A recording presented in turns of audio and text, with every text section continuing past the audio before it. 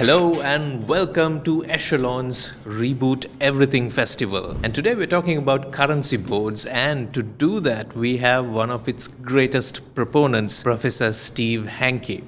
Professor Hanke has had a distinguished career both in academia and government. Steve Hanke is a professor in applied economics at Johns Hopkins University. He's also a senior fellow and director of the Troubled Currencies Project at the Libertarian Cato Institute. Professor Hanke is known for his work as a currency reformer in emerging economies. He was a senior economist with President Ronald Reagan's Council of Economic Advisors from 1981 to 82 and has served as an advisor to heads of state in countries throughout Asia, South America, Europe, and the Middle East. He is also known for his work on currency boards, dollarization, hyperinflation, water pricing and demand, benefit cost analysis, privatization, and other topics in applied economics.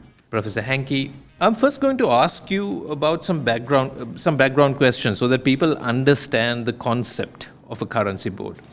There's a lot of confusion whenever the word currency board is mentioned. Most people living in this century believe that currency depreciation is inevitable because in their lifetimes they have not seen fixed exchange rates. Can you explain to us what a currency board is and what a floating exchange rate is and why they are both consistent regimes that do not collapse suddenly? Okay, first let me mention the floating exchange rate. There are two types of exchange rates that are consistent with the free market principles, and one is the floating exchange rate, and in that case, the central bank has a monetary policy, but it does not have an exchange rate policy. The exchange rate just moves around, floats around. That's why they call it floating.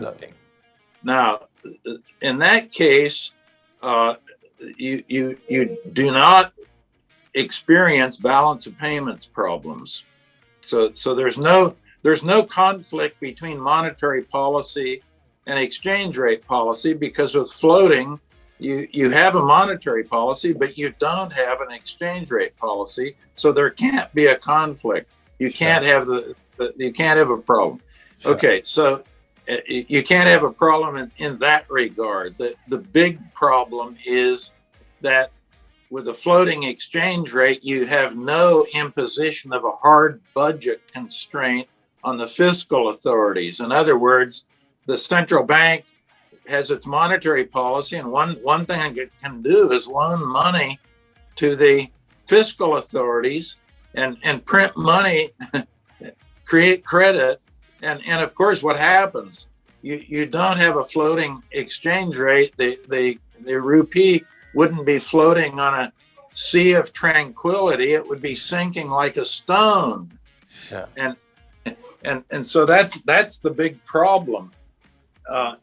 Now let us move to the fixed exchange rate. Sure. The fixed exchange rate, the typical monetary institution that imposes a fixed exchange rate is what's called a currency board system. Now, Ceylon, your old country name, actually had a currency board for about 70 years, from 1884 until 1950. So it's known in that area, and the Ceylon rupee was fixed to the Indian silver rupee at a fixed exchange rate. So the exchange rate is fixed with a currency board of the anchor currency reserves. So you know that if you don't like your local rupee and you want to exchange it for the anchor currency at a fixed exchange rate with free convertibility, you'll be able to do it because the reserves are 100%. And so what happens is that the local currency, in this case the rupee, would in fact be a clone of whatever the anchor currency happens to be. Sure. Let's say today it would be the US dollar, for example. So if you had a currency board and you had a fixed exchange rate with the Lankan rupee with the US dollar, and it was backed 100% with US dollar reserves, the rupee would be just the same thing as the dollar. If you didn't like the rupee, you'd take it into the currency board and exchange it at the fixed exchange rate and receive your US dollars at that fixed exchange rate. And that would be the end of it. So you would be indifferent basically between a rupee or a dollar. They would be the same thing, in fact. It would technically be the equivalent of actually dollarizing and just getting rid of the rupee. But if you want the rupee, you have a fixed exchange rate with a currency board. That's what happens. Now, in that case, that's another free market mechanism for the balance of payments, because you have no monetary policy with a currency board, but you have an exchange rate policy. So you can't have a conflict between the two. You never get your feet tangled up. You never have a balance of payments eruption or anything like that happening. You don't have the kind of problem that you have right now in Sri Lanka. Now, what you have in Sri Lanka is what's called a pegged exchange rate system, or sometimes they call it managed floating. And what happens there, the central bank has a monetary policy, but it also has an exchange rate policy. And those two invariably end up in conflict, and a balance of payments crisis erupts as a result of that. Most developing countries, in fact, have this, what I call a pegged exchange rate system or managed floating system. It isn't a pure float. A pure float is what I gave you the first time, and that's a free market mechanism, and the currency board is another free market mechanism with a fixed exchange rate. So that's in summary, that's it. Now, the beauty of the fixed exchange rate system and a currency board, the key is it provides discipline to the fiscal authorities, because the currency board cannot extend credit to the fiscal authorities. So there's a hard budget constraint. And the reason they can't, if the fiscal authorities wanted to receive more rupees, they would have to go to the currency board and give the currency board US dollars in exchange. So there'd be no creation of credit, you see, under that system. So what you find in currency board countries, you not only have the advantage of this smooth free market mechanism for adjusting the balance of payments, but you have a hard budget constraint put into the system.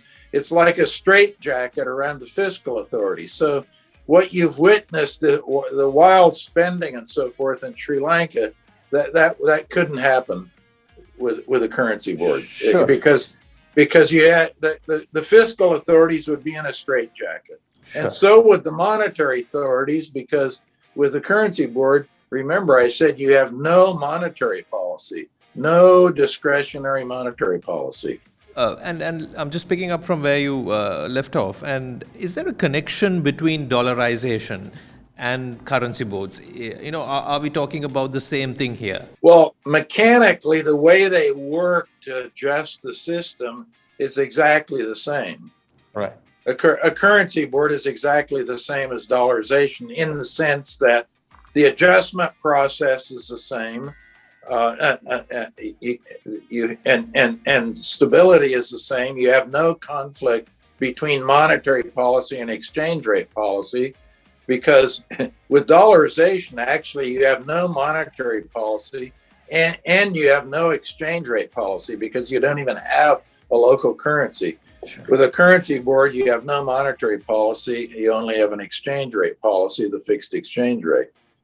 So they're essentially, the dynamics of them are actually the same. The only difference is, with a currency board, you have a local currency, point number one. And point number two, you earn seniorage off of that, or a profit, by having that local currency, because you're issuing the currency from the currency board. That's a liability that pays no interest and the reserves that you're backing that currency with at 100% are invested and earning interest. So you always have a profit being generated by the currency board. Sure. Let me ask you this, Professor. Most people here believe trade deficits drive the value of currency, but we know that some countries, like for instance the U.S., have chronic trade deficits but have strong currencies. Can you explain what a monetary anchor is and why that is important for any type of money? Well, first of all, there's a great deal of misunderstanding and ignorance about what causes a trade deficit. There's only one. Trade deficits are not caused by exchange rates. They're not caused by nefarious activities by foreign countries and unfair trade and that kind of thing. They are caused by and homegrown. The trade deficit in Sri Lanka is caused by the fact that savings are deficient relative to investment in Sri Lanka. And with that deficiency, you must have a trade deficit and import the deficiency, the deficit, so to speak, to fill the gap. It's just what's called an accounting identity. Savings must equal investment.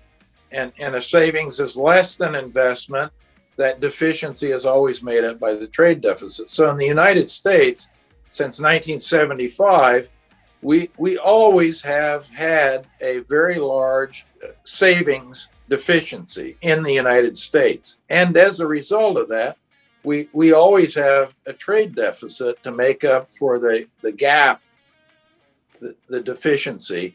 And we can easily finance it because of the US dollar. Everybody wants a US dollar. So for us, it's not a problem. As long as you can finance the deficiency in savings relative to investment, you don't have a problem. You have a trade deficit, but who cares? If you can finance it easily, it's not a problem. So that's the story in the United States. You have a trade surplus in Japan, for example, because you have a huge excess savings in the economy relative to investment in Japan, and you have a huge trade surplus and an export of capital. They're not borrowing from anyone, they're lending. You have the same thing going on in China. China also is just like Japan. It actually saves much more than it invests. It exports those savings, and it also has associated with that savings surplus relative to investment, it has a trade surplus. So that's where these people just don't understand this. Sure. It's very difficult for them to understand. Let me put it this way about the United States. Why do we have a savings deficiency? The savings deficiency is mainly generated because we have a fiscal deficit at the federal government level. That's why the savings deficiency occurs, because we have a deficit in our fiscal account. And the deficit in the fiscal account, by the way, just about matches the trade deficit in the United States. Let's talk about the experience of some countries with currency boards, and Argentina is pointed out sometimes. A lot of people claim that Argentina had a currency board. What are your thoughts on that? What actually happened there? Well, you're talking about a country that I know a lot about because I was President Menem's advisor. He was elected in 1989, and when I first met Menem, they had triple-digit inflation. They'd just come out of a hyperinflation, and he was trying to liberalize the economy and more or less follow the same kind of model that they had introduced in Chile a few years before, and he wasn't getting anywhere with the reform. And he asked me what the problem was. He couldn't privatize anything. He couldn't liberalize anything. Nothing was happening. And I said, unless he killed inflation, he would not have any credibility and he would not be able to do anything. And he said, well, how do you do that? How do you kill inflation? Okay. I said, what you want to do is do what you did in the 19th century in Argentina. You put in a currency board, and you back it with the anchor currency would be the US dollar. So the peso would become a clone of the dollar because the peso would trade at a fixed exchange rate with the dollar, would be backed 100% with dollar reserves, and everything would be fixed. He said, well, could you write that up? So Dr. Kurt Schuler and I wrote a monograph that we published laying out the architecture of a currency board. And Menem liked it.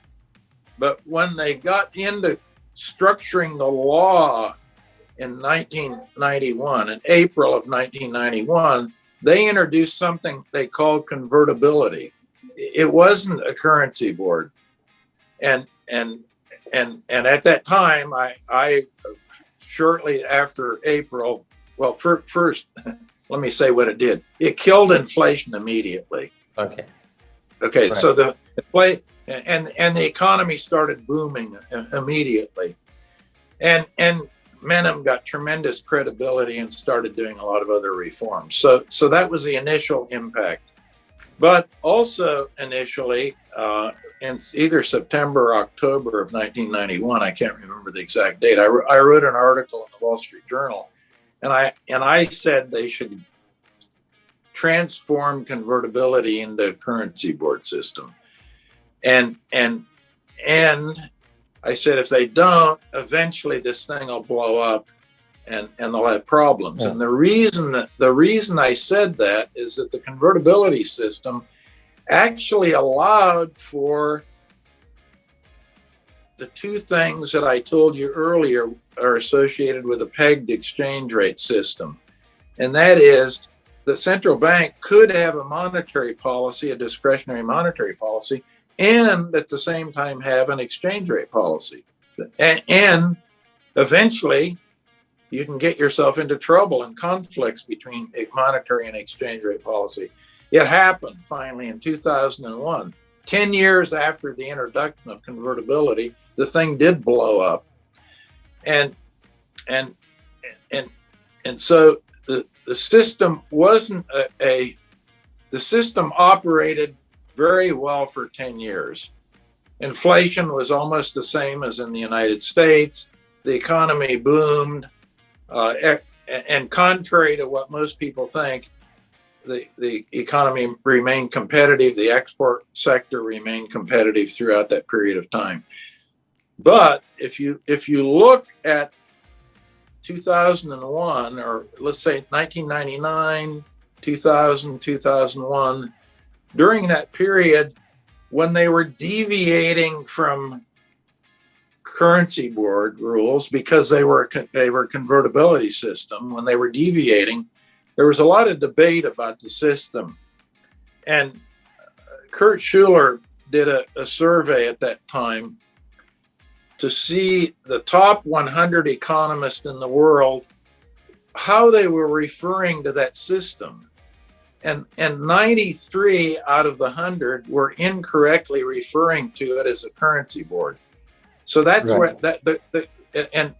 And this is a very technical thing, because with a currency board, if you look at the balance sheet of a currency board, there's only one thing on the asset side of the balance sheet that moves around, and that's the foreign exchange reserves that are on the balance sheet. You have no domestic assets, or if you do, they're frozen and not moving around. In Argentina, they had foreign exchange, okay, but they also had net domestic assets, and the net domestic assets were moving all over. They were buying and selling, sterilizing the inflows of foreign exchange coming in and neutralizing the outflows. So the foreign exchange component was moving around, but also the net domestic assets were moving around. And you can't have this with a currency board. So it is a technical thing. Most economists don't understand it. It was in fact a pegged exchange rate system with very high level of reserves. So it had a lot more credibility than most peg systems because for most of its life it had big reserves, over 100% of the pesos outstanding. Sure. Let's talk about Sri Lanka's circumstances and perhaps draw some parallels with the work you've done in Eastern Europe. Now, Sri Lanka is now in a crisis. You have set up currency boards in countries in crisis. What can we learn from that experience? Is that something that can be done? Is a currency board something you can set up during a crisis? Well, I've set up 4 of them during crises of one sort or another. The first one was in Estonia in 1992. Estonia had just, of course, gained its independence from the Soviet Union at that time. They didn't even have a constitution, by the way, at that time. Right. And in June of 1992, we set up a currency board and we got rid of the ruble. The Soviet ruble was the currency. We got rid of that and introduced the kroon, the Estonian kroon, and it worked perfectly. And by the way, the important thing there, we set that up in less than 30 days. Right. From the time I introduced the idea until the time it was implemented, it was less than 30 days. It worked perfectly. It smashed inflation right away. They got a local currency. Stability was established, and while stability might not be everything is nothing without stability. So that was Estonia. The IMF, by the way, gave it rave reviews. All the IMF Article 4 reports that came after June of 1992 were very, very positive. The thing was very successful. Then in 1994, it wasn't exactly a crisis in Lithuania, but they brought me in and I became actually part of the government. I was a state councilor and part of the Lithuanian government at the time. We put in a currency board in 1994, mainly because we wanted a hard budget constraint in the system. We wanted to get the central bank in a straitjacket so that it couldn't extend credit to the fiscal authorities. We wanted to discipline the system. So that was the main rationale. Remember, Estonia, what was the main rationale? The main rationale was to get rid of the Soviet ruble and establish your own currency. In Lithuania, it was a hard budget constraint. Eventually, Lithuania went into the euro, and in 2004, they got rid of the currency board. It was easy to do because the anchor currency at that time was the euro and the exchange rate was fixed. So it was no problem to do this because the Lithuanian letus, you see, was already a clone of the euro. It was the same thing as the euro. So it was not a problem. So, and as I say there, also the IMF, all the reports very positive. It was a tremendous success. Then in Bulgaria, I was President Stoyanov's chief advisor in 1997, and they had a big hyperinflation. The inflation rate peaked out at 242% per month. 242%. And we put the currency board in July of 1997. It smashed the hyperinflation, put discipline into the system. The banking system had been insolvent before that. By the end of 1998, it was all solvent. The money market rates by the end of 1998, by the way, were 2.4%. The Deutschmark was the anchor currency then. Right. So the leva was trading at a fixed exchange rate with the Deutschmark. Deutschmark reserves 100% of the lev being emitted. Again, the hard budget constraint, they still have the currency board in Bulgaria. They have the second lowest debt to GDP ratio of any country in the European Union in Bulgaria. And that's because of the hard budget constraint. The central bank, that operates as a currency board cannot extend credit to the fiscal authority. So no matter what the government is, the budget's more or less balanced in Bulgaria. The last one was Bosnia and Herzegovina in 1997. That was a currency board that I helped design and install. It was put in right after the civil wars in Yugoslavia, and it was mandated by the Dayton Peace Accords. The mandate was that they must install a currency board. So all four of these work very well. And in Bosnia, by the way, the situation was very tense because you were in a civil war situation. Sure. You had the Christians on one side and the Muslims on the other side shooting each other. I mean, the first time Mrs. Hanke and I flew into Sarajevo, there were still snipers out there shooting. Sure. Okay. So let me ask you this: how do you go around finding the capital for a currency board? I mean, I'm curious how these 4 European countries that you referred to did it also. And, what will happen to the existing reserve money and the bank deposits in the banking system? Can they exist in parallel? What happens? Well, the reserves, number one, these countries didn't really have problems with reserves because the real value, inflation adjusted value for their local currencies that were inflating at the time was very small. So the reserve requirements, given the fixed exchange rate that you determine, what is the fair value of the currency, and you fix the exchange rate, then you determine how many reserves you need. They needed very small reserves in these cases because the real value of the money supply was very tiny. So the reserves were not a problem whatsoever. They had plenty of reserves in all cases. Even Estonia, right after they left the Soviet Union, because they had gold reserves that had been shipped prior to, or actually during World War II, they sent their reserves to London, their gold reserves. So they actually had gold reserves waiting in London that we used to back up the new kroon that was started. But you can obtain the reserves in a number of ways. By the way, number one, you can borrow the money. Let's say you had zero reserves and you wanted to set up a currency board. You could borrow those reserves from the government, and your currency board would be backed 100%. And of course, the currency board could easily pay off the reserves because they would be making a profit every year, so they could service that debt. If you didn't have enough, that would be one way. Or there have been currency boards that have started with less than 100% reserve cover for the total emission that is outstanding, but the marginal or incremental, no new issue of let's say the rupee could be made unless it was backed 100%. Sure.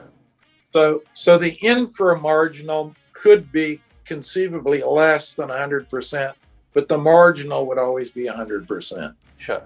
Right. So these are technical things, but they haven't posed a problem. Now you asked when you started, you say, well, how have these things performed? There have been over 70 currency boards in existence, and none have ever failed. There's never been a failure, never. And the ones that I gave you, the 4 new ones, Estonia, Lithuania, Bulgaria, and Bosnia, if you look at the IMF reports after we installed those, they're glowing terms. They can't say enough good things about the stability that was put into the economy and the discipline that was put into the economy with the currency board, and no problems. Sure. Are there, you think, Professor Hanke, any preconditions in your view to setting up a currency board? Must-have conditions. No, this is another stupidity economists talk about, that they have all kinds of preconditions. they essentially say they have a list of preconditions, and the preconditions are, if there's a state of bliss, then you can put in a currency board. If everything is perfect, then you can put in a currency. No, that's not the point. You want to put in a currency board when everything is bad. Right. Look at Estonia. Were there any preconditions? There were zero preconditions. Look at Bulgaria, zero. Look at Bosnia in the middle of a civil war. No, there were no preconditions, none whatsoever. Everything was a complete disaster until the currency board was put in rapidly, in all cases, very rapidly. And the solution to the major problem of inflation and balance of payments problems, that was fixed immediately. Because look at it this way. Why do you have a balance of payments problem? What's one of the biggest causes in Sri Lanka? It's a fiscal deficit. The fiscal deficit causes a problem. That's where it comes from. And this idea that when the new government came in, the central bank was the first one in the world. The head of the central bank adopted what they call modern monetary theory. Yes. They said, well, where are you going to get the money? And he said, we'll just print it. Yeah. But it's not a problem. We'll print. Absolutely an almost delusional statement of complete incompetence, by the way. But there you go. That was the road that was taken in Sri Lanka, and it was a road to hell. And now you're in hell. And the question is, how do you redeem yourself and remove yourself from hell? And there's only one way, and that's a currency board. This idea that some of the IMF people are floating around about a floating exchange rate. The rupee will not float on a sea of tranquility. It will sink like a stone, and you will not have any discipline. And what the IMF foolishly always says is that, you'll have discipline because the IMF will manage things from Washington, D.C. You see that? No, you manage things in Sri Lanka. With a currency board, you manage them yourself. You fix the problem yourself. This is a local problem, and it can only be fixed by the locals. And the only way to fix it with the locals is to put them in a straitjacket with a currency board. And then just what happens in Bulgaria. It's fixed. They have the second lowest debt to GDP ratio of any country in the European Union.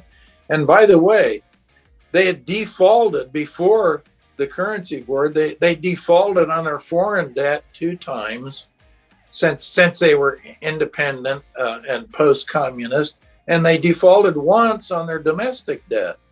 Even their domestic debt, they defaulted on it. So everything was fixed literally within days. The inflation was fixed, and within months the bank solvency problem was fixed, and the sovereign debt problem was fixed within months also. How does a country default on its domestic debt? You can always print the money. Well, what if you don't? You don't pay. Sure. They just didn't. They didn't. They refused to print the money. It is more unusual to have domestic debt default than a sovereign foreign. But it does happen sometimes. Sure. They just didn't pay the bondholders. Professor Hanke, there are regimes which seem to have stable exchange rates for decades. For instance, GCC countries have fixed exchange rates. China has had a fixed exchange rate for decades, and it appreciated as soon as it broke it. How do you explain this? Well, the Gulf countries have not exactly currency boards. They aren't orthodox currency boards, but they're kind of quasi currency boards. Uh-huh. So the Gulf countries again, they are not currency boards, but they're very reliable fixed exchange rates because they operate them in fact in a de facto kind of currency board kind of setup. But those can blow up. Now, in 1986, when I was doing a lot of foreign exchange trading at that time, and trading in oil at the Friedberg Mercantile Group in Toronto, where I was the chief economist at the time. Now I'm the chairman emeritus of the Friedberg Mercantile Group. We detected that OPEC was going to collapse in early 1986, and so and we predicted precisely that the price of oil would go below $10 a barrel, and we also anticipated that this would cause big problems in the Gulf, and that the pegs that they had, the fixed exchange rates, would blow out. So we not only shorted oil with huge positions. We had 70% of all the short interest in London in gas oil. So we had huge positions. We also were short the Kuwait dinar and the Saudi riyal. And sure enough, both of those were devalued in 1986. Since then, they've been fixed. So I know these currencies very well and how they operate. And unless you have a major collapse in oil prices, for example, those quasi-currency boards and pegs that they have, they're peg systems. They do have a monetary policy and an exchange rate policy. The exchange rate's fixed, but they do have some monetary policy. But they usually are not in trouble unless they get a collapse in the major revenue source for the country, which is oil. Getting to the situation in Sri Lanka, many people say the central bank has run out of reserves. It has negative net foreign assets. Is the fact that the central bank is in dollar debt a factor in making it difficult to set up a currency board in Sri Lanka? One thing you could do this. Now, what we did with all the Estonia, Lithuania, Bulgaria, Bosnia and Herzegovina, we retained the central bank, but we changed the central bank law to make what they call the issue department a currency board. So you have like a currency board inside the bank. Now, what you could do is set up a new monetary authority, a new currency board, just from scratch. And that would be easy to do because currency boards only require a handful of people to run. You'd probably only need a staff of about 6 people, 6 to 10 at most to run a currency board. So one thing to do that you're suggesting is that the central bank is in such a financial mess in Sri Lanka that maybe it would be a cleaner operation instead of changing the central bank law and transforming the central bank into a currency board, that actually you just set up a new entity, a new currency board. That's kind of what your question kind of suggests, that might be a cleaner way to do it, and that way fix the mess up separately with the central bank. That's a separate issue. It's more or less a fiscal problem to deal with, and start from scratch with a new currency board as a separate entity. Let me ask you a couple of questions that go slightly beyond Sri Lanka's predicament right now. And you've been an associate of Milton Friedman and has called him your mentor. What was his opinion about currency boards?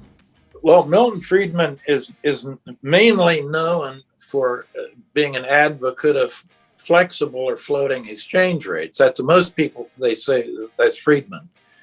Well, no, Friedman was for free market mechanisms to adjust the balance of payments. And there are 2 ways to do that. You either have a floating exchange rate or you have a fixed exchange rate with a currency board. So In Hong Kong in 1983, when they put the currency board back in, John Greenwood was the architect of that, and Milton Friedman was 100% behind it. He endorsed the thing. In Estonia, we wrote a book, Lars Jonig, Kurt Schuler, and myself, that was published in Estonian and English, advocating and laying out the architecture for that currency board we put in 1992. And who endorsed that book on the dust jacket? Milton Friedman. So Friedman has always been for currency boards in developing countries and countries with weak institutions and unstable governments. And why? Because he knows that the hard budget constraint gets put into the system and the straitjacket gets put on the politicians, forcing them to more or less balance the budget if you have a currency board system. So that's where Professor Friedman was on that. It looks like a contradiction, but it's perfectly consistent. Pure floating exchange rates and a hard fixed exchange rate with a currency board are identical in the sense that they are free market mechanisms for adjustments in the balance of payments. The floating has a monetary policy but no exchange rate policy. The fixed currency board has an exchange rate policy but no monetary policy.